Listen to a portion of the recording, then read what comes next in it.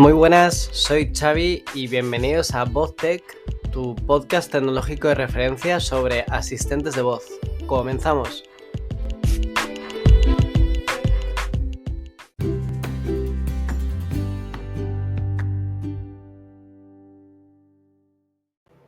Hola, ¿qué tal? Y bienvenidos una vez más a VozTech, el podcast de referencia en español sobre Conversational AI.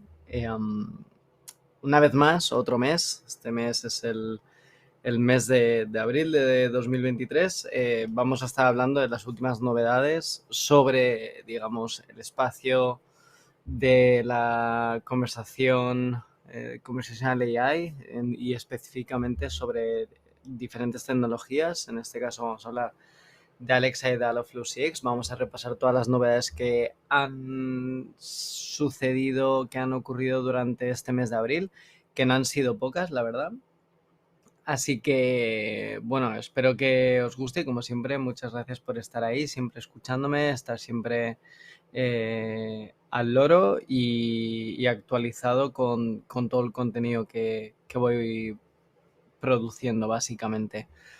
Así que nada, empezamos por las novedades del mes de abril en el campo de Alexa. La verdad es que ha sido un mes bastante ajetreado. Se han publicado bastantes artículos sobre Alexa, básicamente sobre nuevas funcionalidades que han pasado a estar ya disponibles a nivel mundial y que ya no están en beta, y sobre todo se han publicado muchísimos artículos acerca de el uso en sí de las Alexa Skills, sobre tips para desarrollar Alexa Skills a nivel de diseño conversacional, etcétera, en el blog de Alexa. Así que, bueno, empezamos por el primer announcement, el primer anuncio que se ha hecho, que es bastante importante, es que se ha publicado el Alexa Radio Skill Kit console, digamos que se pueden crear Alexa Skills de radio sin necesidad de programar o sin necesidad de desarrollar un Alexa Skill con código, de tal manera que si por ejemplo eres el dueño de una emisora de radio, simplemente especificando y rellenando todos los formularios que se especifican en esta nueva consola dentro del Alexa Radio Skill Kit, pues básicamente vas a poder crear un Alexa Skill que va a hacer el streaming de tu radio.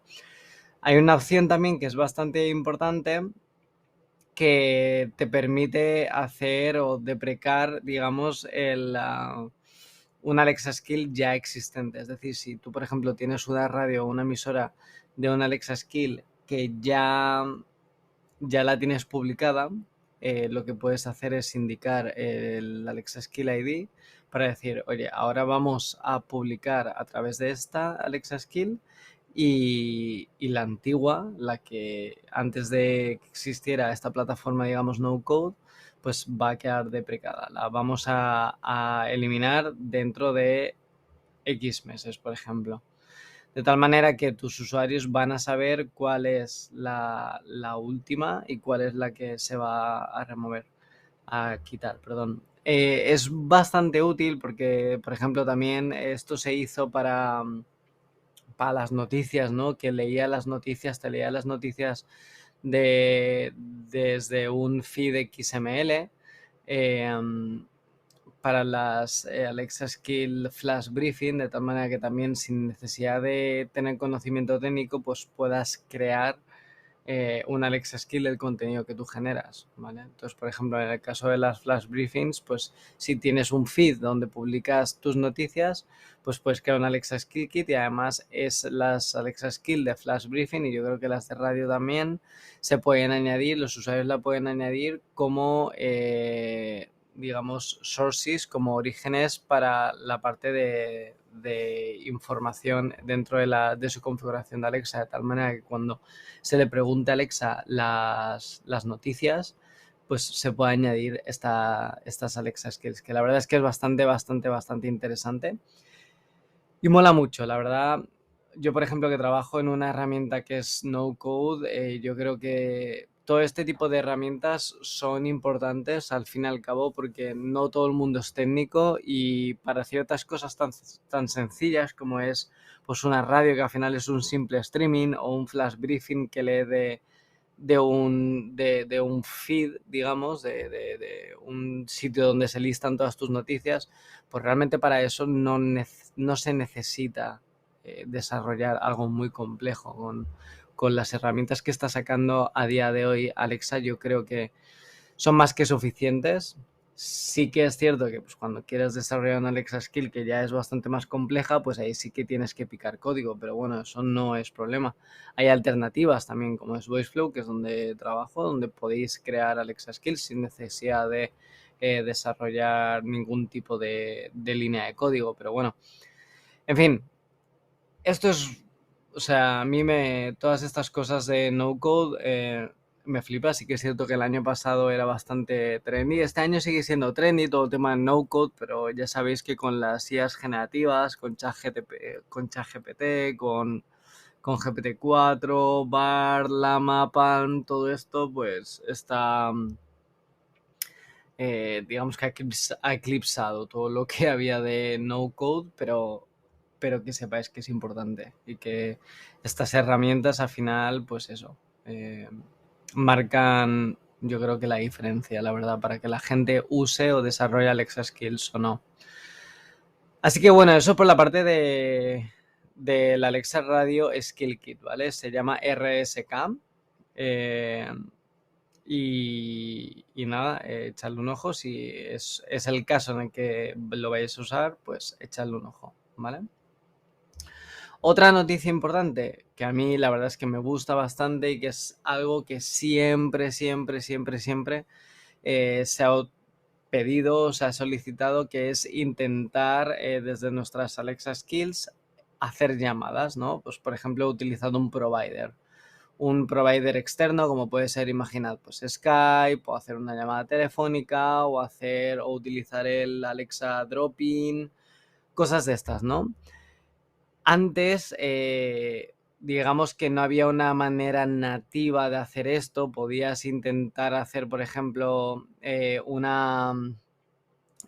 algo custom, ¿no? De tal manera que, por ejemplo, si tienes tu herramienta de contact center, pues podrías hacer una llamada a la API de tu contact center y pues lanzar una llamada, pero digamos que a nivel de la Alexa Skill simplemente era una llamada a esa API y no se hacía la llamada desde el dispositivo.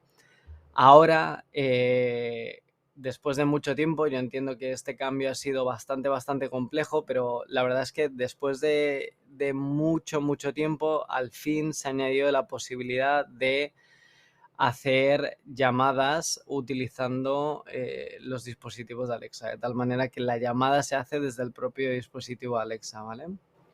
¿Cómo se ha hecho esto? Pues básicamente integrando el servicio de Amazon Chime. Amazon Chime es un servicio que pues, se utiliza pues, para hacer llamadas, también si tienes, por ejemplo, contact centers, se pueden utilizar, puedes montar un contact center usando Amazon Chime,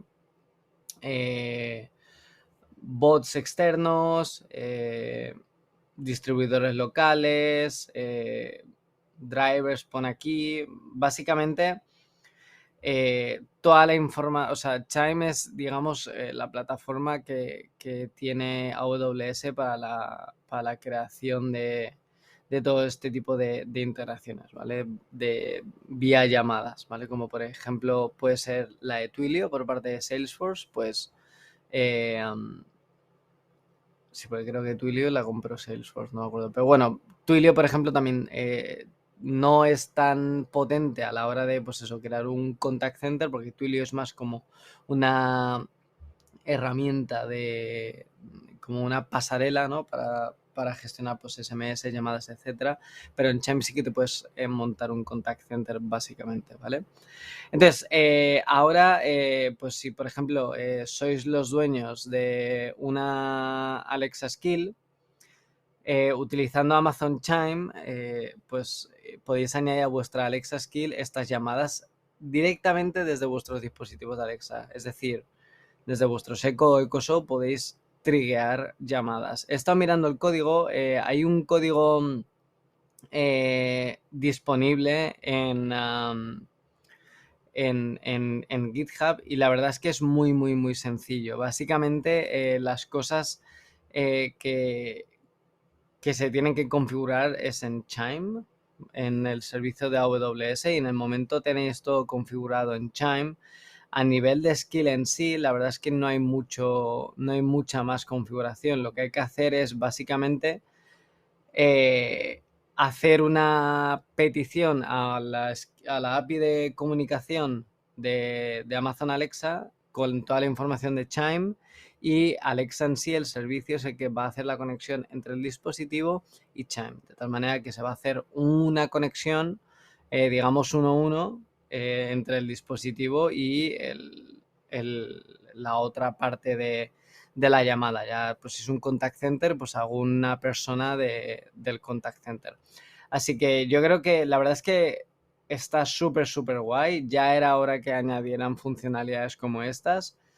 Yo lo recomiendo mucho porque al final, como he dicho, hay mucha gente que lo ha estado pidiendo. En este caso, obviamente, va a través de Amazon Chime, pero qué queréis que os diga? Aunque vaya a través de Amazon Chime, es algo que se puede implementar. Obviamente Amazon Chime no es gratis. Vale, antes lo estaba mirando, valía como 0,00017 céntimos por minuto. Eh, pero bueno, la verdad es que, no sé, me gusta mucho la idea.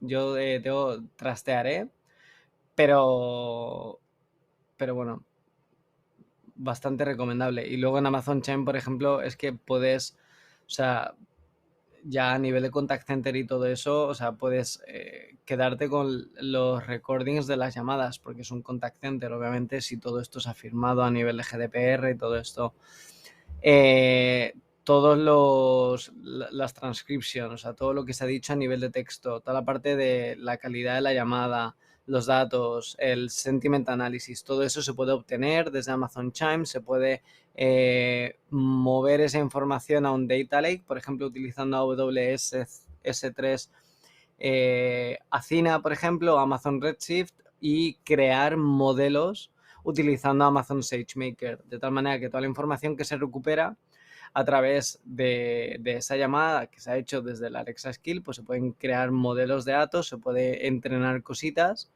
para saber, primero, para intentar determinar posibles o futuras acciones con los modelos que habéis entrenado, y para intentar saber cómo están funcionando las cosas, digamos, si los usuarios están contentos o no están contentos.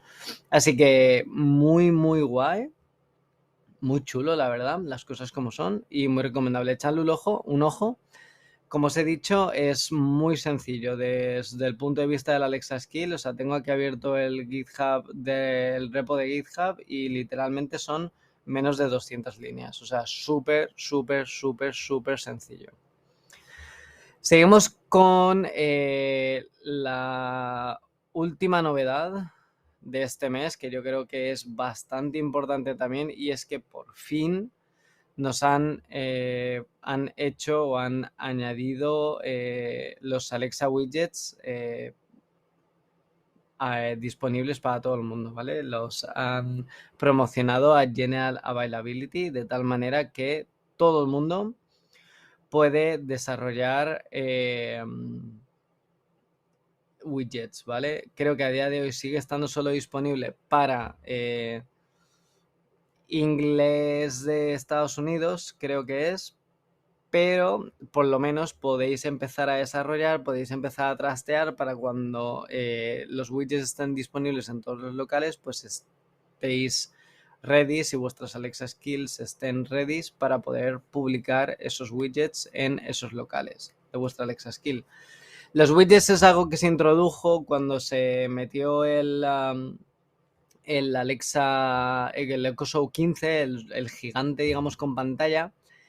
Y la verdad es que es cuando tienes una pantalla tan grande, tener widgets pues tiene un montón de sentido, ¿no? Porque al final tener información pues del tiempo y tal, de manera, digamos, por defecto, ¿no? Como tienen los Echo Show de ahora, pues es importante, pero si le añadimos información extra de las Alexa Skill que tenemos instaladas, por ejemplo, pues hay una skill de fútbol que te dice, tiene un widget que te dice pues, los últimos partidos o los partidos de tus equipos que has añadido como favoritos, pues toda esa información, por ejemplo, para un Echo Show 15, pues es de bastante utilidad, sobre todo también yo creo que mejora esa interacción, la hace más personal con el dispositivo y está bastante guay, la verdad. A mí me mola mucho. También tienen un repo de GitHub donde podéis encontrar un ejemplito y donde podéis ver, pues, básicamente qué es, cómo se hace un widget en sí, a nivel de, pues, qué es lo que se necesita, tanto en la parte de código del backend como en la parte del frontend, ¿vale? En la parte del frontend, pues también en la Alexa Developer Console lo que tenéis es que en la parte del diseñador está la parte de widget donde podéis diseñar un widget, ¿vale? No solo la parte del Echo Show para un fichero APL normal y corriente, sino que para widgets, tanto en el widget en sí como como queda el widget cuando se añade a la pantalla, quiero decir, también lo podéis visualizar, ¿vale? Y también podéis seleccionar los eco, etcétera.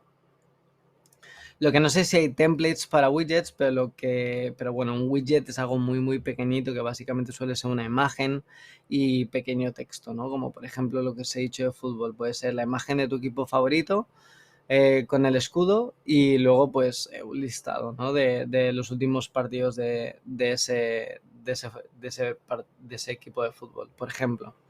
Pero bueno, no es muy complicado. O sea, si ya manejas, si controlas mucho de la parte visual de Alexa, de la parte de APL, añadir un widget no te debería costar mucho. Sí que es cierto que necesitas entender a nivel de código pues todos los eventos que un widget genera, porque el widget cuando una persona lo añade, es como los widgets del móvil, cuando una persona lo añade a la pantalla, el código, esa parte visual se necesita refrescar, ¿vale? Digamos que la parte de background. Estoy mirando aquí. Tará.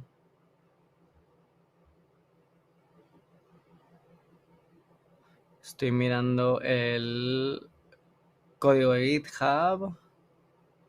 Der document, Planker, intent handler,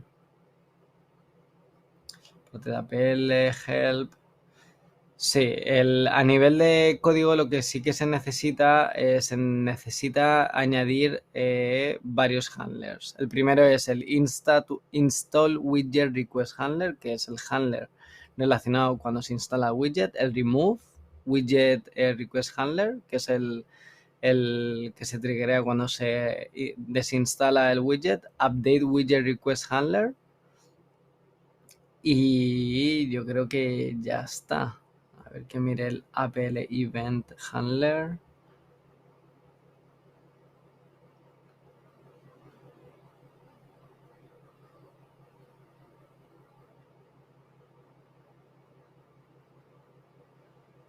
Sí, luego está el...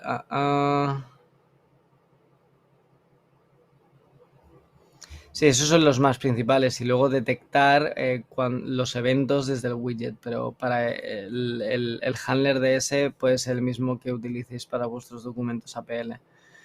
Pero sí, básicamente son esos los handlers que necesitáis añadir para poder instalar, digamos, o para poder añadir vuestros widgets a vuestra Alexa Skill.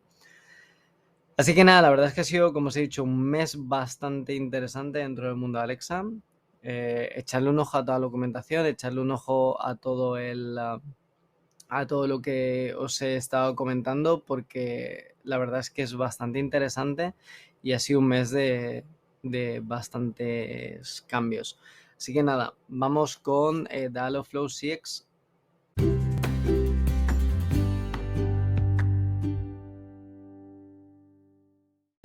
Bueno, y continuamos con las novedades por la parte de Dialogflow CX. La verdad es que, bueno, en este mes han sacado un par de cosas que son bastante interesantes. Sí que es cierto que yo creo que están bastante enfocados en el Google I/O, que es el 10 de mayo, donde yo creo que veremos bastantes cambios, bastantes nuevas funcionalidades, pero aún así, en este mes de abril hemos tenido cositas, la verdad, no os voy a engañar. Así que vamos con ello. La primera cosa que se ha añadido, que se ha incluido, es la parte de Flexible Webhooks. Antes, la parte de webhooks, cuando dentro de un asistente, dentro de un agente de Dialogflow 6, cuando estábamos desarrollando nuestra aplicación conversacional y llamábamos a nuestro backend, digamos que esa parte, esa llamada era, digamos, pues cero flexible, era estricta. Lo único que te dejaba especificar era una URL y digamos que el payload era más o menos pues el que había, ¿no? Donde tenías una estructura fija, etcétera. Ahora eso ha cambiado. Gracias a los webhooks flexibles o los flexible webhooks te puedes crear requests dinámicas, ¿vale? De tal manera que, por ejemplo, puedes añadir a la llamada de tu webhook, en la URL puedes añadir parámetros donde cogen valores de parámetros de la sesión. Por ejemplo, si se ha triggerado un intent y ese intent tiene una entity, ¿vale? Tiene una parte variable, por ejemplo, dime el tiempo de Madrid. Madrid es la entity, pues puedes utilizar esa entity del lugar, Madrid, ¿vale? Para añadirlo como parámetro en tu webhook. Lo puedes definir de tal manera que pones $session.param. Por ejemplo, location. Y se enviará de manera automática sin que tú necesites añadir nada, ¿vale? Está definido en tu webhook y funciona. A nivel de request, también te puedes crear custom JSON bodies, ¿vale? Esto también es súper interesante porque lo que te puedes crear es, en vez de tener, digamos, la request genérica de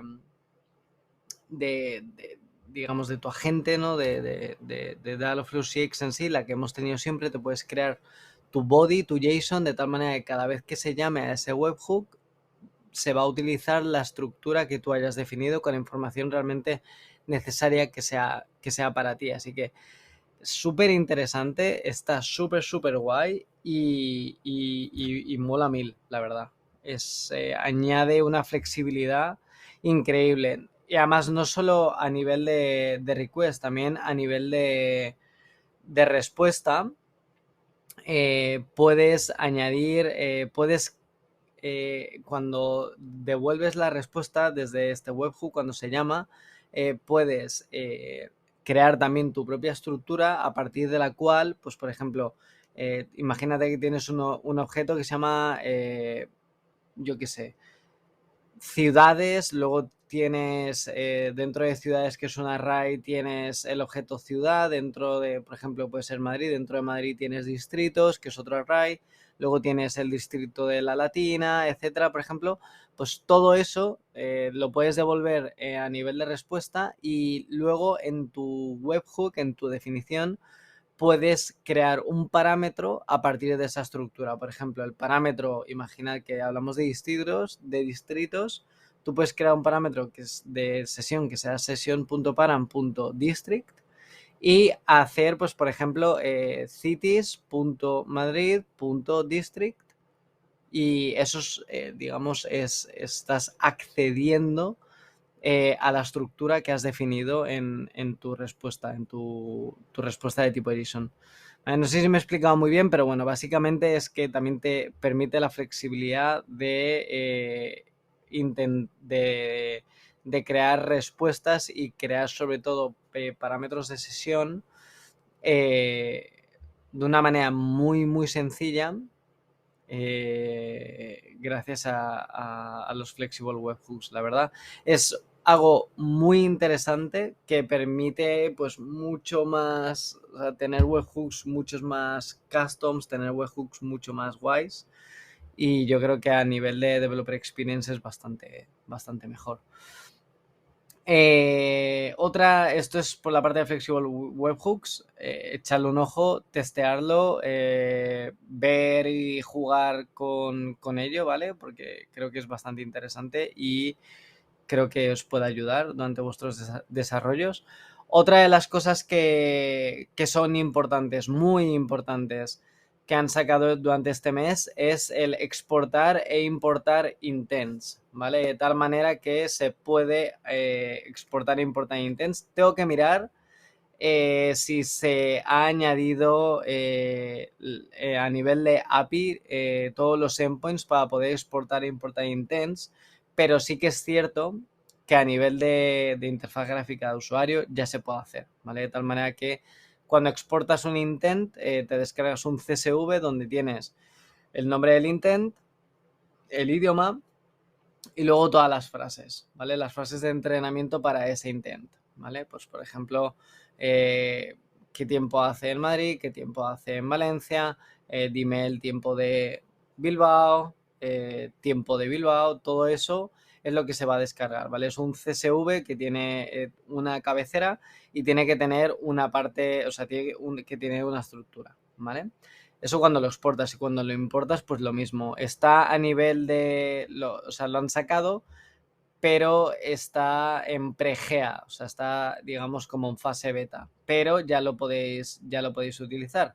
Esto es a nivel de intent en sí, para crear el intent, pero si lo que queréis añadir simplemente son training phrases, básicamente, pues, en este caso, lo que tenéis que añadir es un fichero CSV sin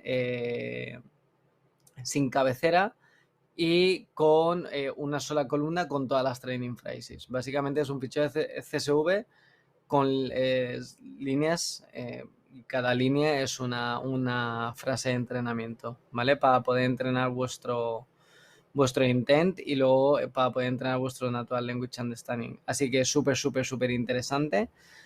Súper útil, sobre todo si, por ejemplo, pues venís de otro NLU y queréis meterlo en Dialogflow CX, pues es tan sencillo como ponerlo en ese formato, transformarlo y ya tienes el exportado o importado esos intents. Así que nada, esta es la parte de Dialogflow CX. Os recomiendo también que os metéis en mi canal de YouTube porque voy a estar explicando cómo integrar Dialogflow CX con diferentes plataformas. En este caso vamos a añadirlo a la CX CLI, para que todo el mundo pueda interactuar con sus agentes de una manera sencilla desde la terminal. Así que nada, esto sería todas las novedades. 10 de mayo Google I.O., echadle un ojo porque se vienen bastantes cositas importantes. Así que, nada, esto es todo por la parte de Dialogflow CX. Y nada, esto es todo por el mes de abril. Espero que os haya gustado este episodio. Seguidme en todas las redes sociales, @chavidop, sobre todo en Twitter y en GitHub. Y bueno, si estáis en España ya sabéis que hay muchísimas conferencias durante los siguientes meses. El 9 y 10 de mayo tenemos Codemotion, el 1 de junio es el World Cloud Summit, el 15 de junio es el AWS Summit, 10 de mayo tenemos Google I.O. Online para todo el mundo, el 18 de mayo tenemos el Google I.O. Extended en Madrid, en Google Campus, así que nada, os espero ver a todos vosotros en los siguientes eventos y nada, una vez más, muchas gracias por escucharme todos estos meses.